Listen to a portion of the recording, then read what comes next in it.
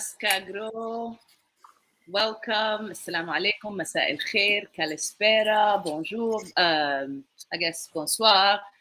Wherever you're tuning in from the world, welcome, family, friends, lovers of Nubia from around the world.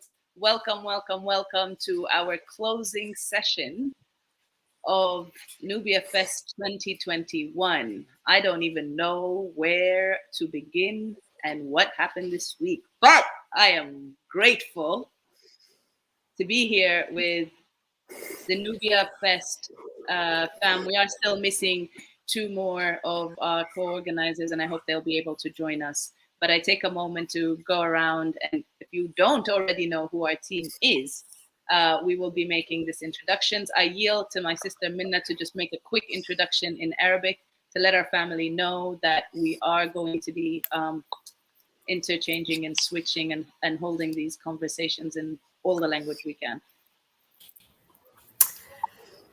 مساء الخير، صباح الخير. ما اعتقدش ان في صباح خالص، كلنا مساء الخير صح في الفترة دي. كلنا مساء الخير لكل الناس اللي بتسمعنا، واحنا دلوقتي في اخر يوم من نوبيا فيست. خلصنا بعد اسبوع رائع. ما اعرفش اذا كنتي تعبانه يا ديما. اكيد مش تعبانه خالص صح؟ اكيد مش هلكانه خالص. اكيد فيكي حيل وكل حاجه كويسه.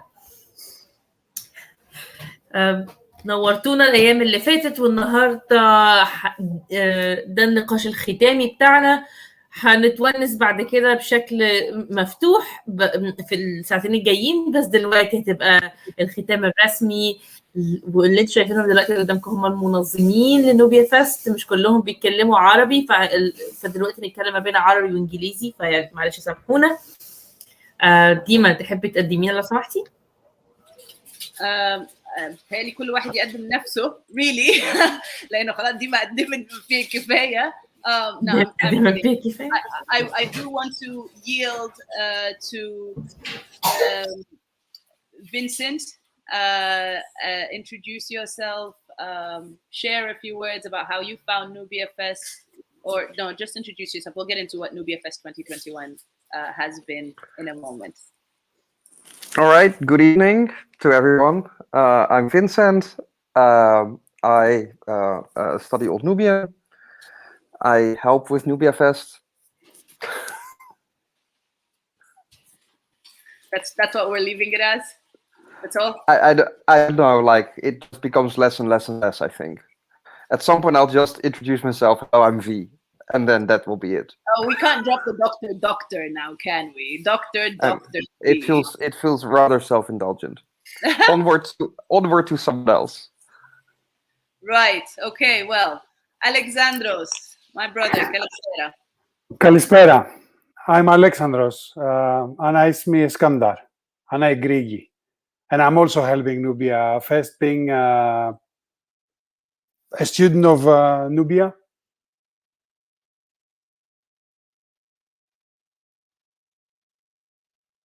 Have we lost Alexandros?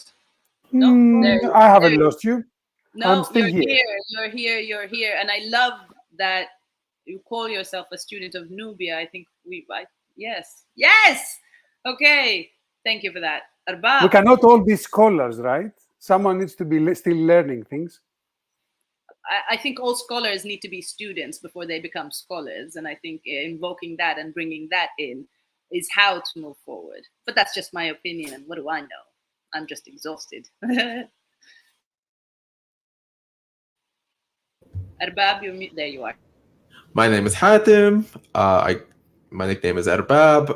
I am a type designer and occasional graphic designer for NubiaFest. And I guess now, one-time presenter, which is pretty fun.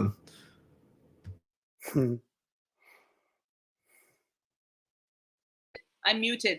I am really excited because while we don't have one of the, let's say, founders or one of the people who planted that first seed of NubiaFest 2020, as you can see, our family has grown, and I have a very, very strong feeling that for NubiaFest 2022, our family will continue to grow. And so we will have much more of a capacity to do more. It's such a privilege to know that one of the many sessions we held last year, not just brought the two of you, Minna and Arbab, into the organizing team, but to also be presenters as part of NubiaFest, to share your experience, to share and really embody how we grow and build on one another. So I'm very grateful to that, and I want to just I'm not going to be facilitating this session.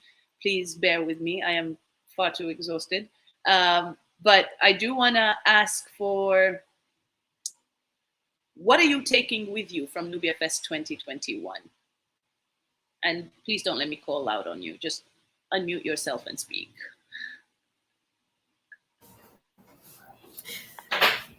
What I'm taking from NubiaFest 2021 is more Nubian language. We have had the most engagement in Nubian in this round, and I think there was a big focus on language starting by this session by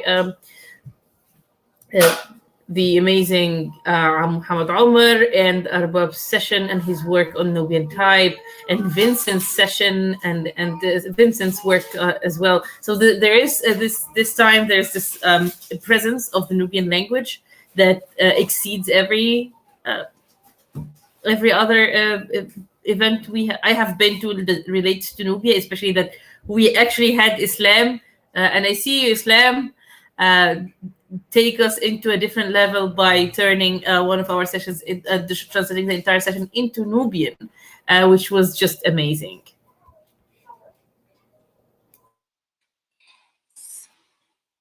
Quite historic. I can only second what Mina is saying, and I think that this is what I would like to keep from this year, the promise that next year is going to be even more along these lines.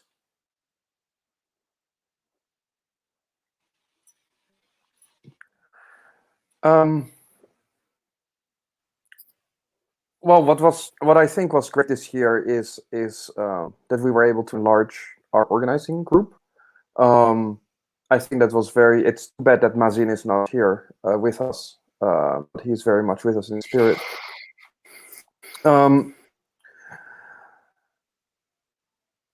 If I may be critical to how we performed, if that's allowed, I think that we could do much more in terms of putting out the word beforehand. I think and this is also like me as some, as co-responsible for all of this.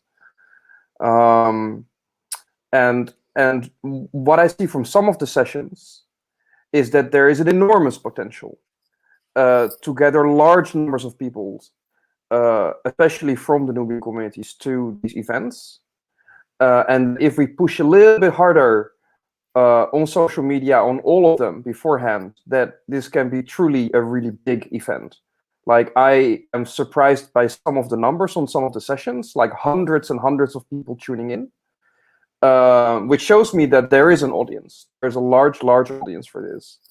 And that if we somehow are able to do this, maybe even in a period where we're not already completely overworked, and this maybe we have to think about a different time of the year, maybe not the beginning of the academic semester,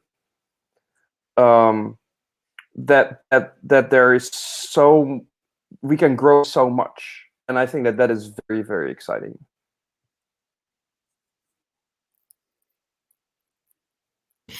I definitely want to, just kind of like echo what Vincent said, for sure. And I guess this is also echoing Minna a little bit. I saw a greater commitment this year to kind of like accessibility for the Nubian community.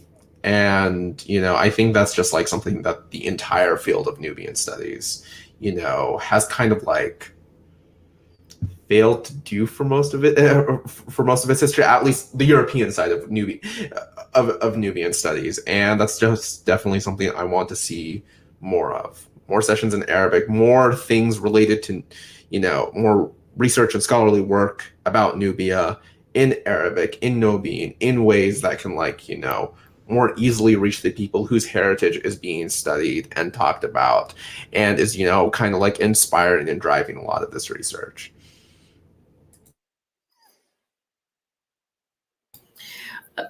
I agree. I feel like we agree all together. We're just here to agree with each other, and I especially agree with Vincent for the how much that we could have done to kind of make sure this reaches everybody beforehand. Um, I think also a bit more work on translation, trying to bridge the gap between all our brothers and sisters Nubians by love who are scholars and who reject academia's involvement in Nubian necropolitics and are interested in serving the Nubian community, and the Nubian community who are so excited to know you and welcome you. Trust me, they are. We have been telling them stories about you all week long, and so I think translation is something that has a place. And as we have seen, Dima, it was not really bad for people to translate between English and Arabic in session, and it was not bad to translate between Arabic and Nubian in the session. So I think translation also can have a bigger Whatever is place in blocking my this. camera, I'm sorry, whatever is blocking my camera, that's a fly. And I swear to you, I have no idea where this fly came from. I have lived in on Turtle Island in these United States for I arrived 20 years ago. I have never encountered a fly, but someone on NubiaFest was doing this, and this fly presents itself. So This I'm is sorry. Yeah. This is coming from this probably one of the displacement villages. And somebody did this and just jumped all the way around to you.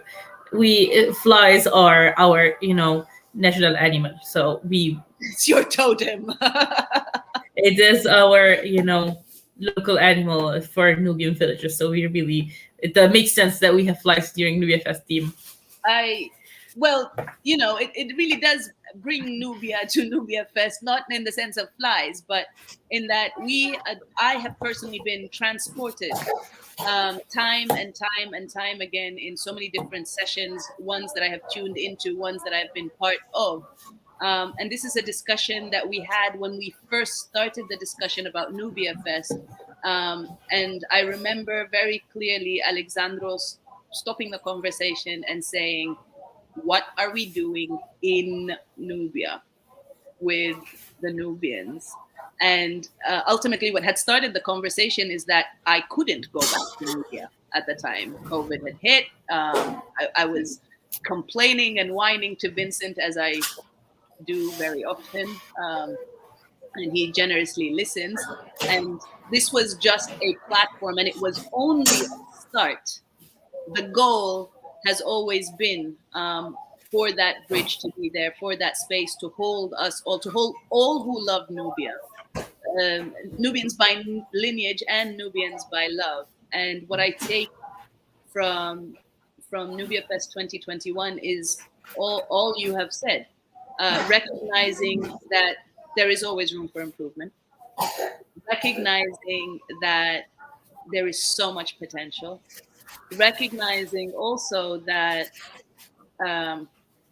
we are at such a capacity. We are in so many ways spreading ourselves thin, and I'm so grateful to Alexandros, because he put a quote out there when we were talking post our By the River session. And if you've missed the By the River session with Alexandros, with Vincent, with Minna, I did not. I failed miserably, and I did not have the capacity to have one with Arbab, but I did have one with Arbab last year for the For Black Power Day. Do check that. It's also on NubiaFest, about his work with the tale of Amani Renas. But back to that quote from Alexandros is that he said, nothing that burns only on the outside. And that I must remember that. And that was so profound and so loud, and in so many ways, the story of my life in general, but specifically this week. The amount of people who have said, oh, you look so exhausted. I was like, well, thank you so much. I tried so hard to do this. It comes with effort. But it is a reminder that we do have a capacity, and we don't need to be doing all of this alone. That is what I am taking out of NubiaFest 2021. There's no need for us to do it alone, because there are so many people who want to show up if they had known early enough. And so this is something that I hope for, and I look to doing differently for our next year, is to start from now, taking the commitments, and yes, potentially changing the time or the date. So if you're tuning in, tell us where you're tuning in from, and tell us how we can do better. Alexandros. I'm tuning in from Norway, and I think one way of doing better would be to discuss what are the possibilities of actually staging NubiaFest 2022 in Nubia, and if not, why not?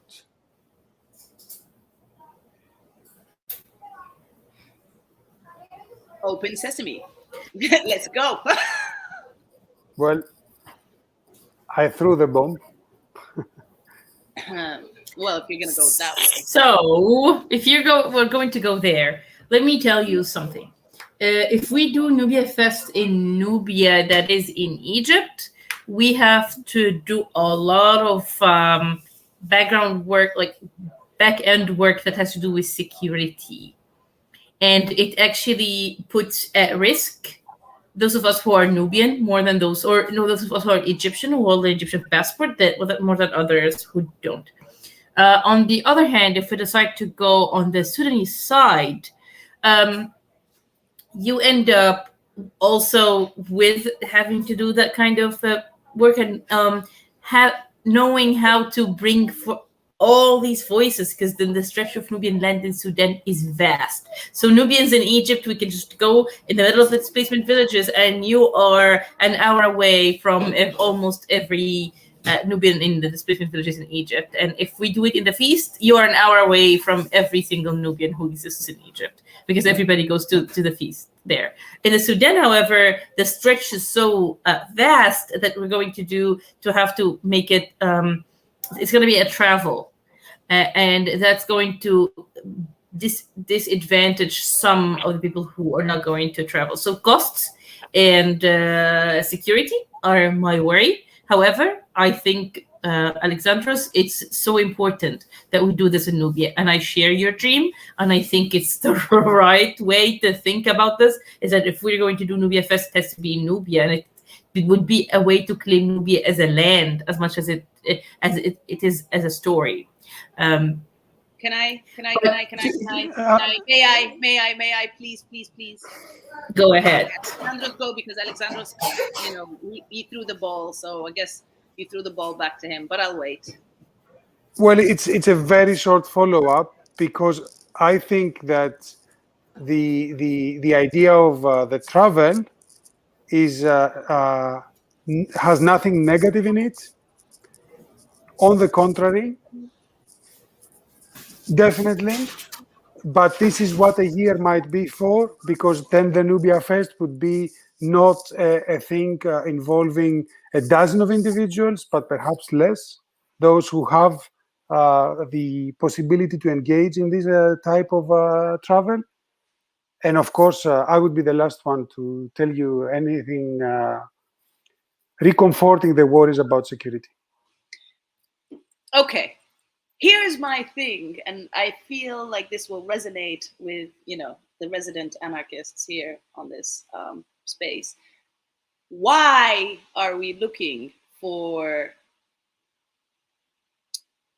red tape, securities, getting permits? And it doesn't have to be an extravagant festival with tickets. Literally, for me, what NubiaFest is, and because how NubiaFest came as a discussion, it was after Africa Week 2020, and it was after Vincent had attended the open source publishing conference online. So it was literally the merging of these two experiences. And for Africa Week 2020, we said this is a virtual family meeting under the virtual family tree. And as you said, if we have it in Nubia on the Egyptian side or Nubia on the Sudanese side, that's still having one and leaving out the rest. What happens if we open the invitation for every village to have something, to hold that space, to engage their children, to engage their family, to engage their community, to hold the NubiaFest for a week, do something different. All the villages that are next to each other, do something. When there's a dabiha, when there's Eid, you don't need permits for Eid, but every time it's Nubia Day officially in Egypt, some excuse comes up and it gets canceled. Every time it is something of the, I mean, I don't even know how something like that will happen on the Sudanese side. As you said, it's quite fast, but why should we limit it to one or the other? Why can't we potentially open that? Like yesterday, how many villages were present in that live, Minna?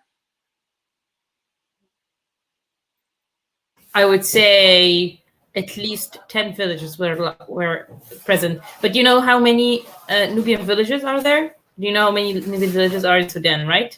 You know how many in Egypt? There are at least 48, 50 something. And so if we go for every village. No, that's what I'm saying. It's not on us to organize. All we need to do is hold a space, extend the invitation. Every village can decide what their Nubia Fest looks like and how they engage and connect the large. I mean, this requires work with our elders, with our communities on mainland Nubia and in the diaspora as well, because there are ways that we can communicate that. There are ways that one side can, like, you know, Nubia Fest is for a week. It can be one village a day, for example, for a cluster of villages that are close to each other. The possibilities, as Vincent said, is that the potential is there. The possibilities are endless. We are a creative people, and we don't do. You need permit. You need permit to do any cultural event, any cultural assembly in Egypt. You need permits for a wedding. Anything formal? Wedding? No. But that's not gonna be a wedding. There's not gonna be a wedding, and it's going to be connected to all those foreigners on the internet who did NubiaFest. So it's going to be something that is. So let's see. Let me not be the person that is very the gloomy one here. I just as a person who does research there, I never even call it research because you need a research permit and you need a journalism permit and they have to kind of anyways. But there are other ways to engage even the villages. Every Nubian village has a page on the internet with thousands of people who live in the village, and we can still have that on site or like inland or in a renegade cyberspace that we find for ourselves, and have this idea of all villages being represented. It's just as if you even materialize in audio, in auditory form. You materialize your existence or your village, because especially for us that our villages are hollow proxies or hollow shadows of our original villages, and they are just these renamings that the state just imposed on us. So I really like this idea. I really like this idea of bringing every village and bringing everybody in. We can start reaching them out through their Facebook pages and the WhatsApp pages that they have. Every village has a Facebook page with thousands of people in it. I'm sure they will be interested in saying something or representing.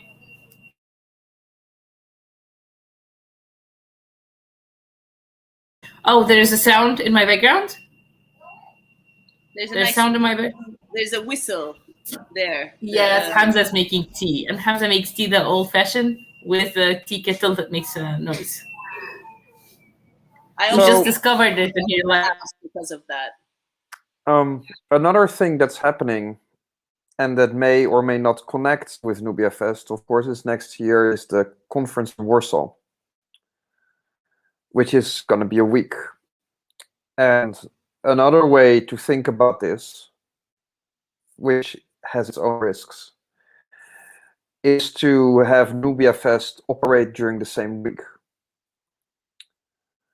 as a way of bringing in Nubia into the conference much more prominently than it has been so far, both by featuring the Nubians that are at the conference, which we hope will be facilitated by our friends in Warsaw, and those who cannot be there, either by bringing in those who presented the conference into a session, like into a By the River chat, into like, can you give us like a 10-minute preview of what you're going to present, like small talks with scholars, because I mean everybody will be there, so it would also be highly informative, and at the same time, maybe it would allow a more strong Nubian cultural presence to be there at the conference as well, which I think is always, there is always this absence of Nubians at the International Nubian Conference. I think the risk side is that it becomes window dressing for the conference. And so unless there's a very strong own program and own agenda, it would risk being a very nice gift that we make that checks all the boxes but doesn't introduce any form of change. So that's kind of the calculus that I'm struggling with.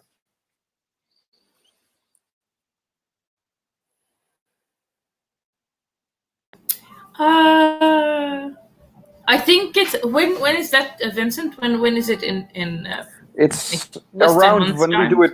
It's like late August, early September. I think it's around the time when we normally do NubiaFest. Well, at least last year it was in September. I think it's usually around September. Wait, but let me. I have the date. It's the last days of August, the first day of September. Right. Yeah, it's 29th of August till the 4th of September. This in 2022.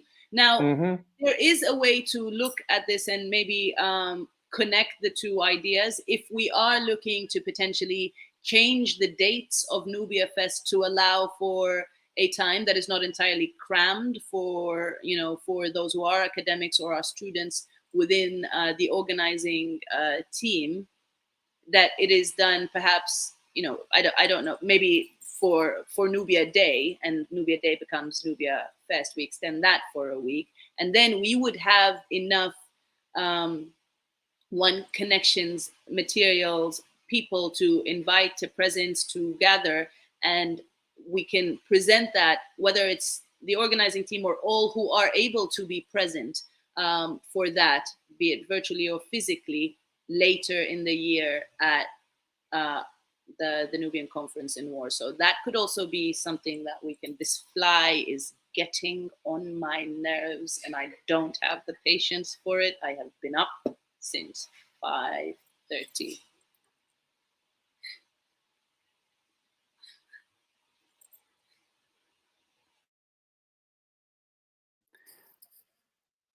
I would like to add 2 thoughts on that. I don't necessarily support the idea of merging the dates of the NubiaFest with the ISNS conference for several reasons, among which the gift that Vincent named perhaps is on the top of the list. On the other hand, there is something that I would very much like to see, that the potential that is there in front, behind NubiaFest 2021. And this is that what is lacking always is a translation of at least all the program and the abstracts in Nubian, where already this would be an immense source of discussion, food for thought for all these people who don't know what is being said out there. And from these topics that will perhaps attract most of the attention, one could then consider how to represent them either during the conference by representation or afterwards during the NubiaFest.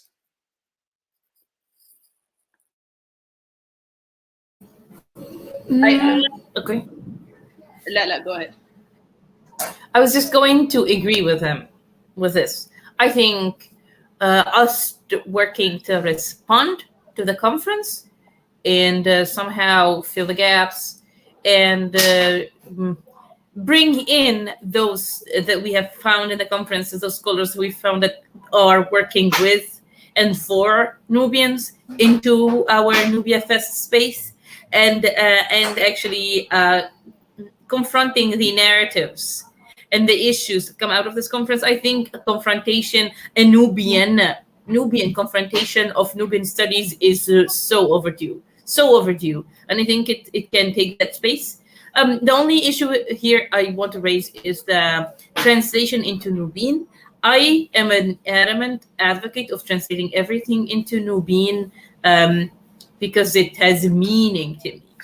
However, for actuality, if don't know, in my entire life as a person who grew up Nubian, have never heard anything but being Nubian about Nubian lands, and it's just Nubian through and through.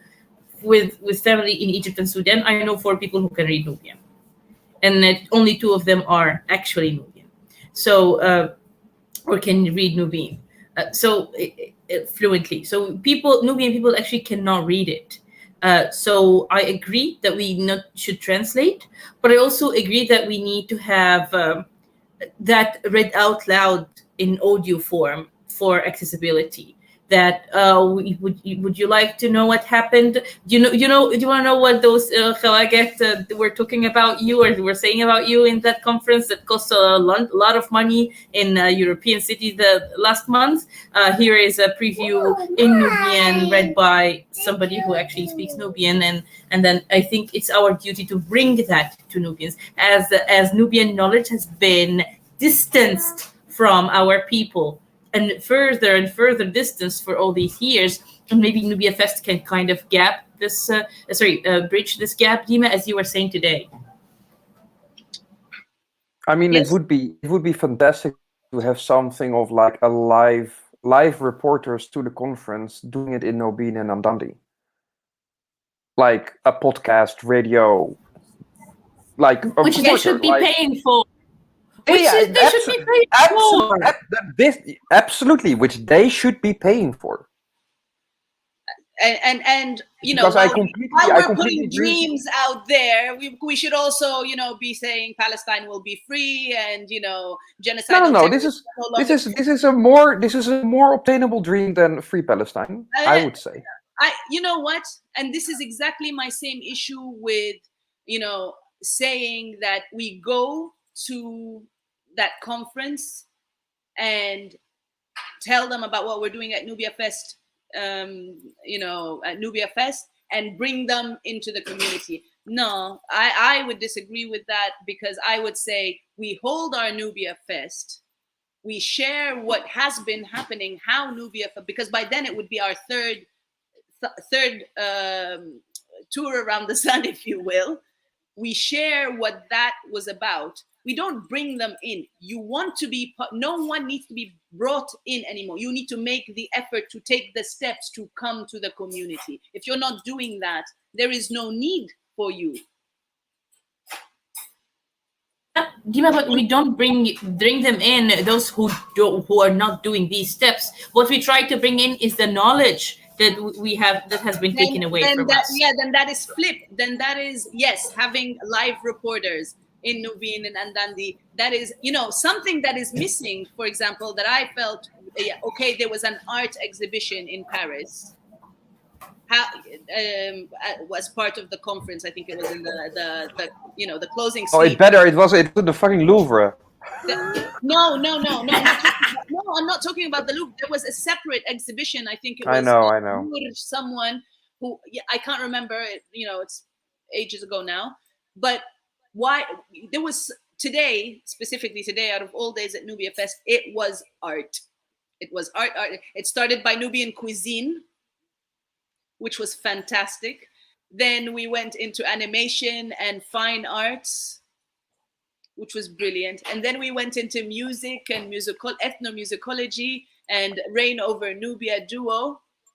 And we will be later after this ending it with, one of the icons of Nubian music and an elder who will share all of the. We can bring art. There are plenty of Nubian artists across Europe who can physically potentially make it there. That can be an arm of NubiaFest there. That can be a presence. That can be what we organize for that. But I think what we do, like Alexandros said, I think. Agreed, but then again, there's the risk of being this very nice gift, this nice decoration, especially if you bring in the cultural element, in which case there's also this weird asymmetry between serious knowledge during the day and then the Nubians can provide the entertainment. Oh, no, but you misunderstand. When I say we can bring it, I don't mean we bring it for free. They pay for entertainment. They had to pay to have it at the But yeah, don't want to give entertainment. No, listen, I get it. This is a conversation we have had time and time. We had it yesterday. It's not just about paying for us to come and dance and sing, but I'm not saying dance and sing. I am saying Listen, Dima, here is the thing, a concrete suggestion. I know for a fact that there have been discussions in the International Society for Nubian Studies to introduce a membership fee. My suggestion would be that the NubiaFest officially sends a request that the first year of membership fees leading to the conference is being given in order for this to be executed. You have hundreds of members. None of the Egyptians or Sudanese are going to be paying for these fees. Those who are Hawajas will pay in order. How much? How much? Well, I don't know. I mean, I really because don't like know. if it's I'm I'm not a member of the ISNS. Imagine it's 50, right? Imagine it's 50. Hundreds of members. Okay, what are we talking about? 50,000 euros in total? It's nothing. It's nothing to do what? Depends what you're saying. If you're saying that you would like to fly in a person with all the expenses paid and an internet connection. But listen, I understand what you're saying. I understand what you're saying, Alexandros. But like, how is this decision going to be made? The decision going to be allocating membership fees to project X, Y, or Z is going to be made in like the big membership meeting of the ISNS during the next conference. So in any case, even it's going to be made by those who are organizing the Warsaw Congress, among who is the president of the ISNS. But I'm sorry, this is a decision that should be made by the membership. Not that I care, since I'm not a member. But like this, I mean, membership fees cannot just be imposed by the board and then accepted. No, but if it comes as a suggestion and it's been voted, this is unrealistic either. This is unrealistic too. It's never gonna happen. Let me then try to just separate two things. Well, in my mind, that are separated. First, I feel like we haven't yet exhausted the potential of the format that we have at hand. We are not even close to exhausting the potential of the format we have at hand. Also, I am a big proponent of academic shaming. So we can have that as well be a part of this. I am not interested in promoting or asking them to open a space for me, because as you see, Dima, I can open a space and you can, and we can open a space for ourselves, right? I as a Nubian academic, I can tell you how many times I was rejected and my work was rejected from conferences that has Nubia title on it, because I'm interested in Nubians who are actually living, even those who are in anthropology. So you find they have been excluding us for so long, not just as Nubians, but who don't get through due to our economic circumstances to even go to college, but also us Nubians who made it into college and are academics and trying to engage with the academic community on Nubia. So I am not interested in having them support me in any way or support my community. I think, one, we should focus on how do we exhaust the potential of this until we bug Mark Zuckerberg himself, and until Zuckerberg blocks us. I think we have a huge potential here, especially because most of Nubians are on Facebook. There are all these thousands and thousands of Nubians, and I say this from my kind of personal political interest, which is bringing this to actual Nubians and bringing all the people, the Nubians I love, the Nubians by love that I love, like you guys, to our community, to the community I know, and I'm sure you're already plugged into several Nubian communities. But on the other side, I think as knowledge claimers, we have a duty to respond, shame, confront whatever happens in this, what is supposed to be the biggest knowledge production on Nubia of every four. How many years? Already since 72. But, sorry, Asonos, but I completely agree with you. Like, I agree that we are not even close to reaching our potential, and two, that, and this is also something that Dima and I discussed in our Riverside conversation. I'm a big proponent of ignoring everybody else and focusing on our own institutions, on our own projects. So yes, Alexander. Sorry, I interrupted you, Alex. Alex had his hand up. No, you didn't interrupt me. It's a flow. It's a discussion. It's look at the river in Alex. Yes, definitely. It's I don't think that one activity goes against the other, prevents the other from happening, hinders the development of the potential of NubiaFest. That's why I say also that let's keep NubiaFest for what it is on its own, and let's see how NubiaFest will be represented in the ISNS and bring the ISNS to the Nubians. So I would work in all these three directions, and whether we actually need to have the ISNS paying for a podcaster, a reporter, a journalist, whatever it would be, or not, at least the moral implication of such a request, I will leave it to you. But I feel that both NubiaFest should have a 2022 during its own time allocated for what you people are doing so excellently, and what NubiaFest can do with ISNS and through ISNS should be kept up and alive. Would you take a moment to share with people who are not as familiar with the structure of ISNS and how that works? How do you propose a panel, let's say if we want to hold because there are obviously like Nubian academics who have done this work. How do we tie this in and, as you say, be present and without being the gifts like you were saying? Panel proposals are open right now. In fact, panel and workshop proposals are open right now until 1st of October. Until the 1st of October, I'll put up a link. Everybody has the opportunity to propose a roundtable, a session, or a workshop, and then after these are formed, you can already have invited people, or you can open it up for others to come, and then comes the round of free standing contributions. So it's timely.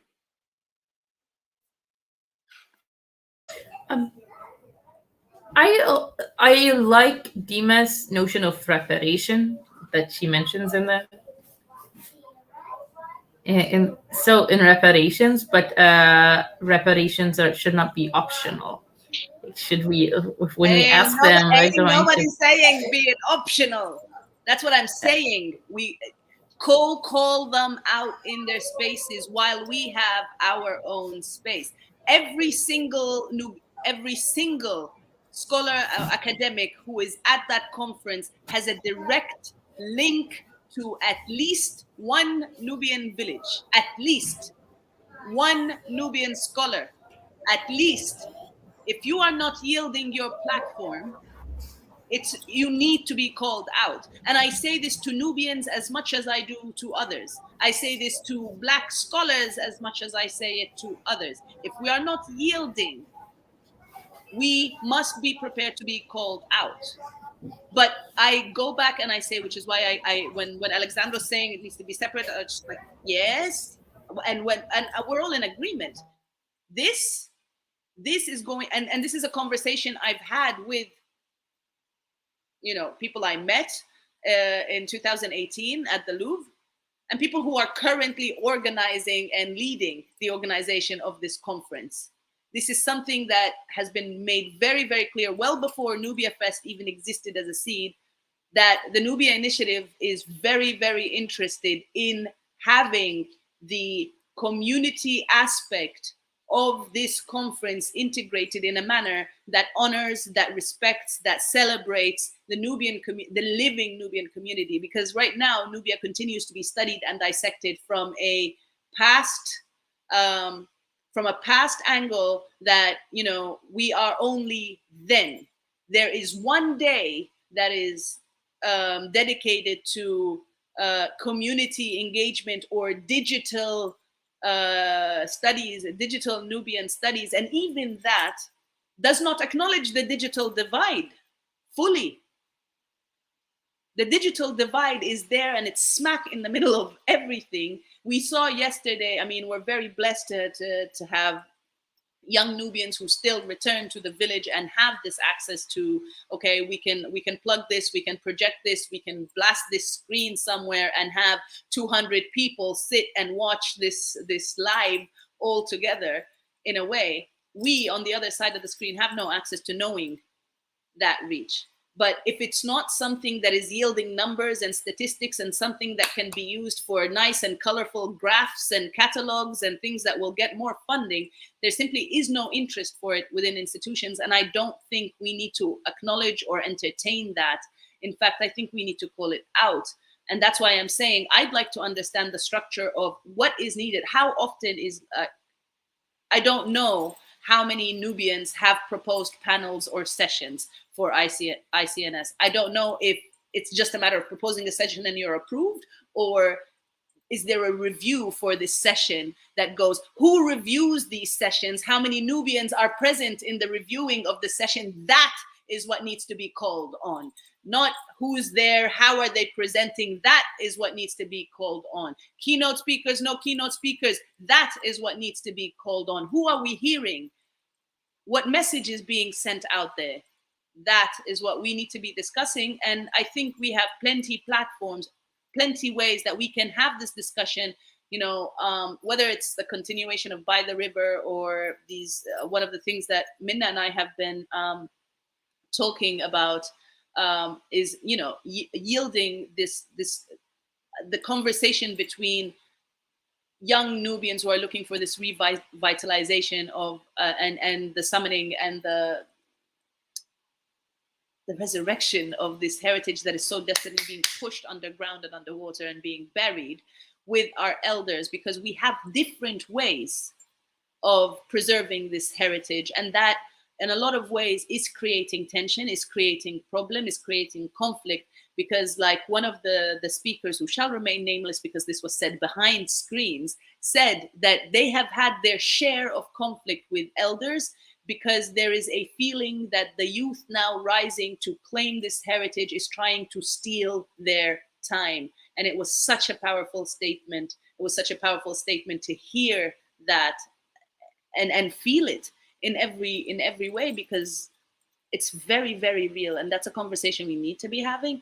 But how do we share that here? I would like to read out loud Iman's comment. She says there is no honor, respecting, or celebrating of any culture in archaeology that isn't supporting of a colonial agenda. Keep it Nubian and let them come to you under your terms. And she is an archaeologist, so teach us, sister. Yes, I completely agree. She's an archaeologist. She is a lover of Nubia. She is loud and she is relentless. My first email with exchange with Minna is like with Iman. It's like, where are the Nubians in academia? Why don't we have our field? Where is the? And when I said earlier, check out the Leo Hansberry Society. Check out the Leo. I'm gonna pull out that link. But Vincent, Alexandros, as being people who have been part of this conference, can you tell us more about the selection process of these panels, of these discussions, what we can expect, should expect, and how we can work with that, or how the Nubian community at large that is interested in being present in that can be part of it.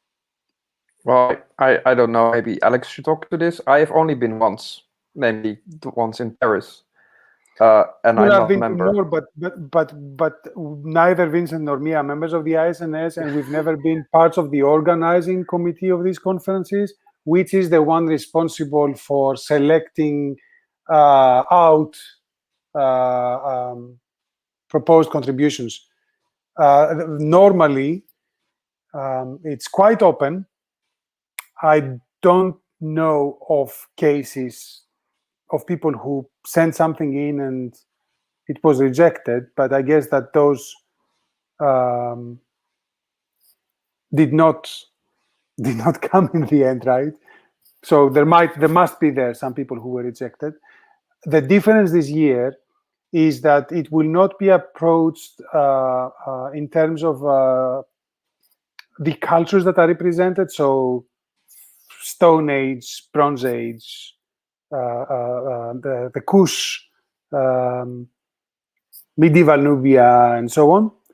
But it will be represented thematically, in which themes there is, for example, the topic, as was a suggested topic, not an obligatory one, of community archaeology, which again is not necessarily the only framework that one would like to work inside or through, but there is the possibility of bringing on the challenge of a Nubian panel. I cannot say anything because I'm not.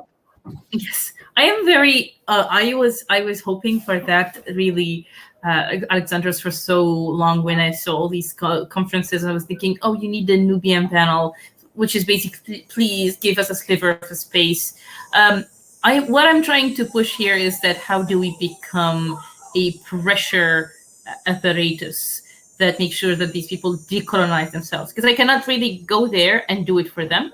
But they need to know that there is an audit system that speaks Nubian, that looks Nubian, that sounds Nubian, and that also it loves what is Nubian. It's not just a tool to advance in the academic career and get recognition and get a tenure.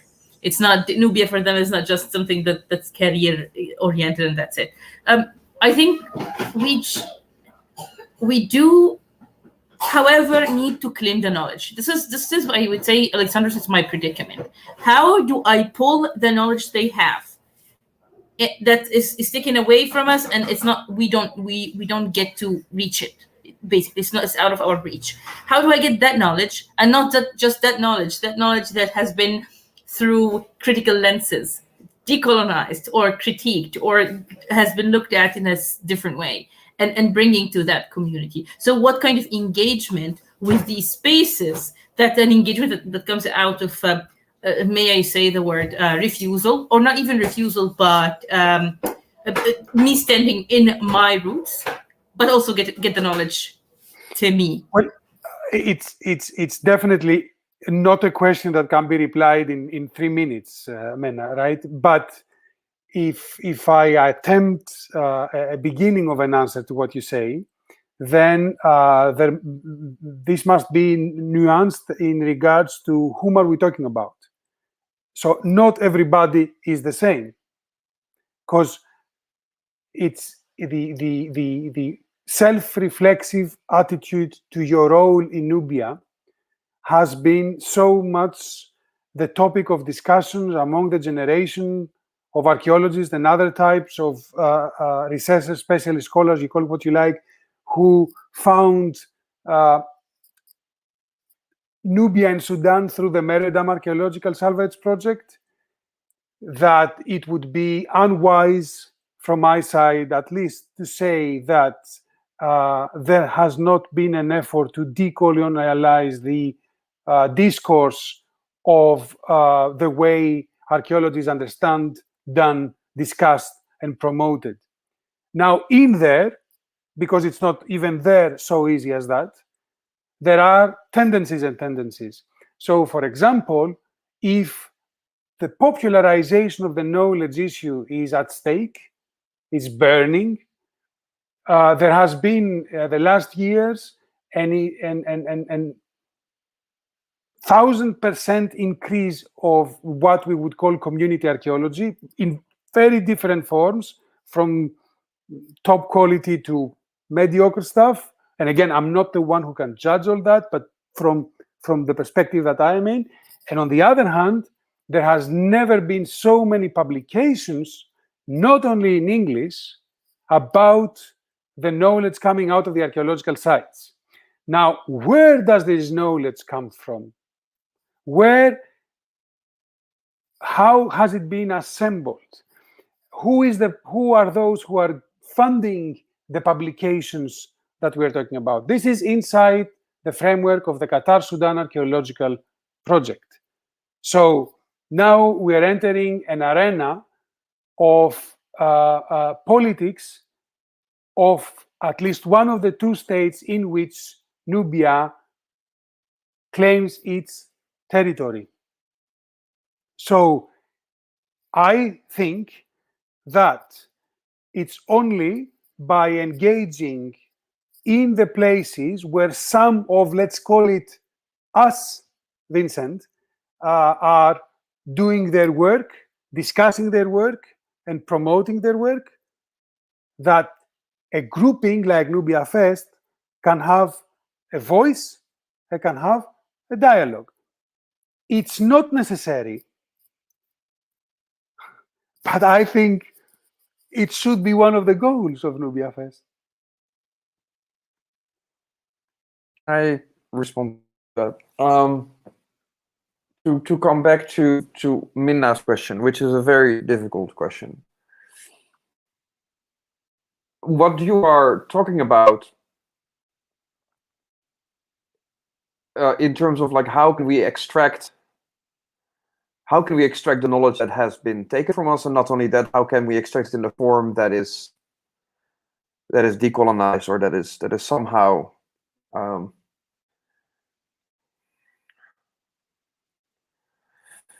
I mean, this is the question of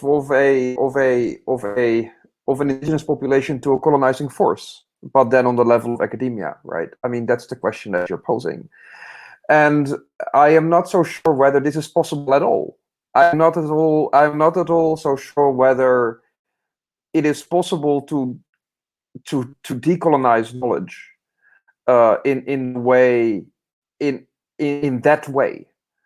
It is possible to decolonize knowledge production now, and I think that we are trying to work towards that. And I think that NubiaFest is a way to work towards that. But to recuperate what you call this lost knowledge, or the knowledge which the Nubian community has lost accessibility because it's been laundered through the academic system, this I think is incredibly difficult. And maybe irrecuperable. The argument that Alexander's made, yes, there have been attempts, yes, there have been some papers, but all of that still operates within what I would say is still, by and large, including the lauded community archaeology, which I find in the end a very kind of nearly ironic parallel to something that in artistic practices is called relational aesthetics. It's like, it is like the nice thing that you do for the neighborhood while the rest of the machinery kind of destroys it.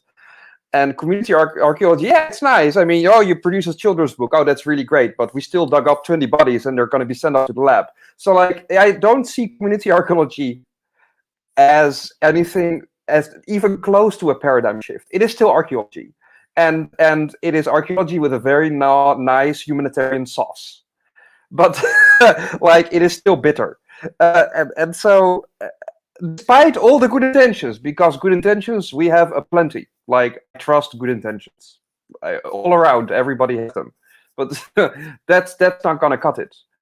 Some place you need to start over, right? Sometimes I'm you not need to so start. sure. No. I would like to start with bad intentions, to be honest. I have With no what? good intentions. With bad intentions. I have no good intentions. In that precise sense, because good intentions do not hold any form of power, are utterly powerless against what in the end is a rather ruthless, capitalist-driven academic machinery.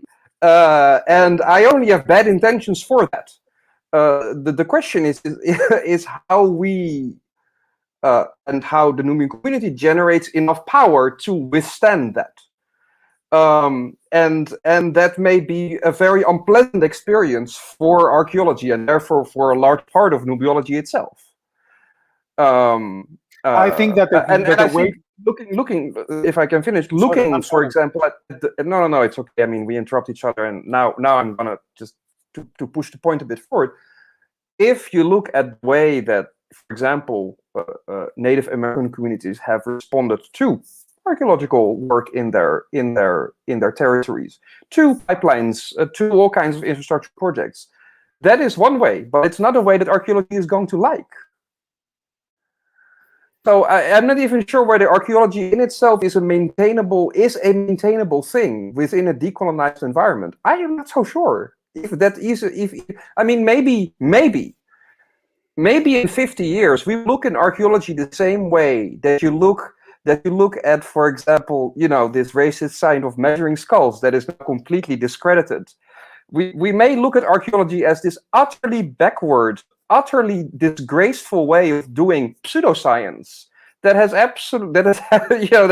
is fully useless in actually understanding our present. It may very well be. Totally agree that this epistemological. There are so many things to be said to all this intersection. I do want to be mindful of time. We have said there will be a family hour. This is still the family. I just want to open the space to to hold that space that we put out, because the institution of Facebook and YouTube will cancel that link if we don't go live on that link. So can we take this conversation there? And yes, I know everyone needs to leave, but can we at least say bye on that link before this kicks us off, because Facebook, and they are currently not big fans of mine. Share the new link. Okay, great. Thank you. Yeah. Okay. All right. I will see you all there. For the moment, we will say stay tuned on NubiaFest 2021 and on the page. See you. See you in 2022. Yes.